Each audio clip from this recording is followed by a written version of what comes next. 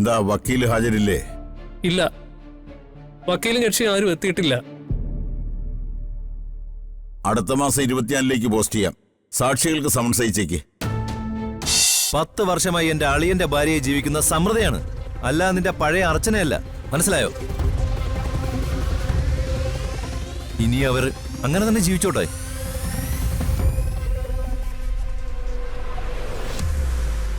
എന്റെ ഭാര്യയും മോളെയും ഞാൻ മറക്കണമെന്നാണോ? എന്നിട്ട് ഞാൻ എന്റെ അർച്ചനെ വിട്ടുകൊടുക്കണം അല്ലേ? സാറേ, അവളെന്റെ ഭാര്യയാണ്. അവളെയും മോളെയും ഞാൻ ആർക്കും വിട്ടുകൊടുക്കില്ല. നിനക്കെന്താ കാര്യം പറഞ്ഞാൽ മനസ്സിലാവില്ലേ? ഹൃദയം കീറി മുറിച്ചു വെച്ചിരിക്കുന്ന ഒരു കുഞ്ഞാണത്. ഇപ്പൊ ആ കുഞ്ഞിന്റെ ജീവൻ അർച്ചനയുടെ കയ്യിലാ. അർച്ചനയുടെ സ്നേഹവും കാരുണ്യമാണ് ഇപ്പൊ ആ കുഞ്ഞിനെ ജീവിപ്പിക്കുന്നത്. ഗൗരി മോളുടെ മനസ്സ് വിഷമിപ്പിക്കുന്നതോ സങ്കടപ്പെടുത്തുന്നതുമായ ഒരു കാര്യവും ഇപ്പൊ അറിയാൻ പാടില്ലെന്നാ ഡോക്ടർ പറഞ്ഞിരിക്കുന്നത്. അർച്ചന അവളുടെ അമ്മയല്ലെന്നൊരു ഷോക്ക് കൂടി താങ്ങാൻ അവളെ കൊണ്ട് പറ്റിയെന്ന് വരില്ല. അതോടെ കുഞ്ഞ് ചിലപ്പോ ഈ ഭൂമിയിൽ നിന്ന് തന്നെ ഇല്ലാതെയാവും. അവളുടെ ജീവൻ ഞങ്ങൾക്ക് രക്ഷിച്ചേ പറ്റൂ.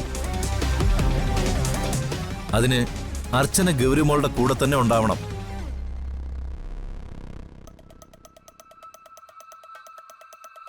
സച്ചി, പൂർണ്ണ ആരോഗ്യത്തോടെ ഗൗരിമോൾ തിരിച്ചു വരുന്നവരെ അവളെ വിട്ടുപോലെന്ന് അർച്ചന ഡോക്ടർക്ക് വാക്ക് കൊടുത്തിട്ടുണ്ട്. അതറിയാമോ സച്ചി? പറ്റുമെങ്കിൽ നീ അർച്ചനയെ തൽക്കാലം മറക്കാൻ ശ്രമിക്കേ. അതാണ് നിനക്ക് നല്ലത്. സാറേ, എനിക്ക് എന്റെ ഭാര്യയും കുഞ്ഞിനെ മറക്കാൻ പറ്റില്ല. അവരെനിക്ക് തിരിച്ചു വേണം. നടക്കില്ല സച്ചി. ഞാൻ ജീവിച്ചിരിക്കുമ്പോ എന്റെ അളിയന്റെ കുടുംബത്തിന് ഒരു പോറല് പോലും ഏൽക്കാൻ ഞാൻ സമ്മതിക്കില്ല. ആ, എങ്കിൽ നമുക്ക് കോടതി കാണാം സാറേ. കോടതി എന്റെ മോളെ അർച്ചനയെ തിരിച്ചു തരും. ഈ കാര്യം പറഞ്ഞ് ഇനി മേലിൽ സാറെന്നെ കാണാൻ വരരുത്. സച്ചി, കോടതിയിൽ നീ തോറ്റുപോകും. അതിന് ഞാൻ ഏതറ്റം വരെയും പോവും. ഇത് നിനക്കുള്ള ലാസ്റ്റ് വാണിംഗ്. ആ, സാർ പോലീസാ. സാറിന് വേണേ ഇപ്പൊ എന്നെ അറസ്റ്റ് ചെയ്യാം. ഒരു കള്ളക്കേസ് ഉണ്ടാക്കി എന്നെ ജയിലിലും ആക്കാം. അല്ലെങ്കിൽ ലോക്കപ്പിലിട്ട് തല്ലിക്കൊല്ലാം. പക്ഷേ എന്റെ ശരീരത്തില് ജീവന്റെ അവസാന തുടിപ്പ് നിൽക്കുന്നതുവരെ എന്റെ അർച്ചനയ്ക്ക് മോക്കും വേണ്ടി ഞാൻ പോരാടും സാറേ. കോടതിയിലൊന്നല്ല, ഒരിടത്തും സാറിന് എന്നെ തോൽപ്പിക്കാൻ പറ്റില്ല. പറ്റുമെങ്കില് സാറിന് ചെയ്ത് കാണിക്ക്.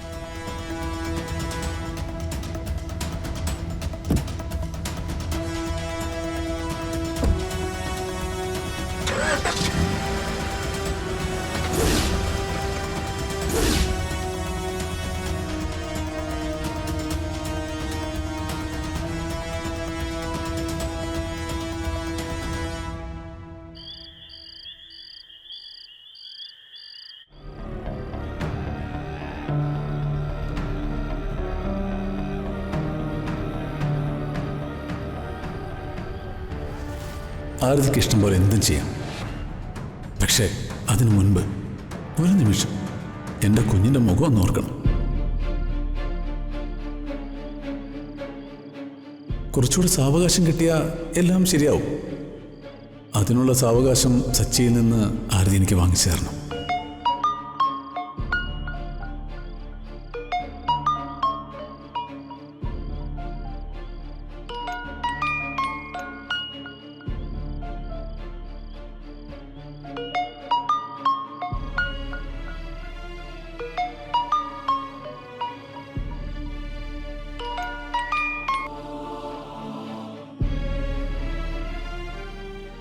വക്കീൽ എന്താ ഫോൺ എടുക്കാത്തെ?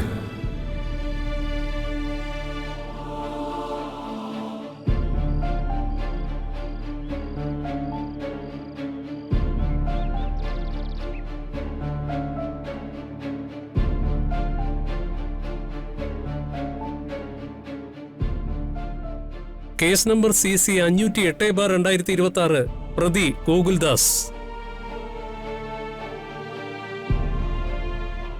പ്രതി ഗോകുൽദാസ്.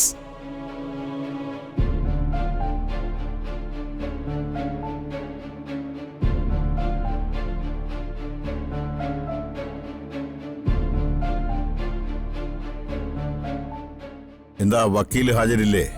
ഇല്ല, വക്കീലും കക്ഷി ആരും എത്തിയിട്ടില്ല. അടുത്ത മാസം 24-ലേക്ക് പോസ്റ്റ് ചെയ്യാം. സാക്ഷികൾക്ക് സമൻസ് അയച്ചേക്ക്. അടുത്ത കേസ് വിളിക്കൂ. CC 102/2026 പ്രതി മോഹനചന്ദ്രൻ.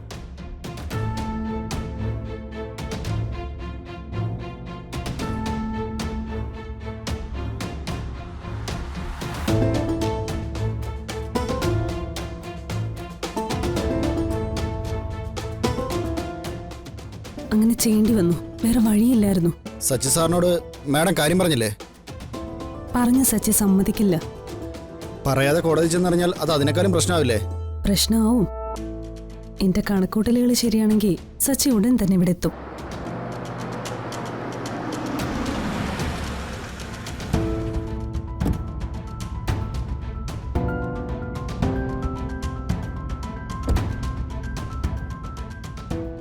പക്ഷേ എനിക്ക് കുറച്ചുകൂടി സമയം വേണം.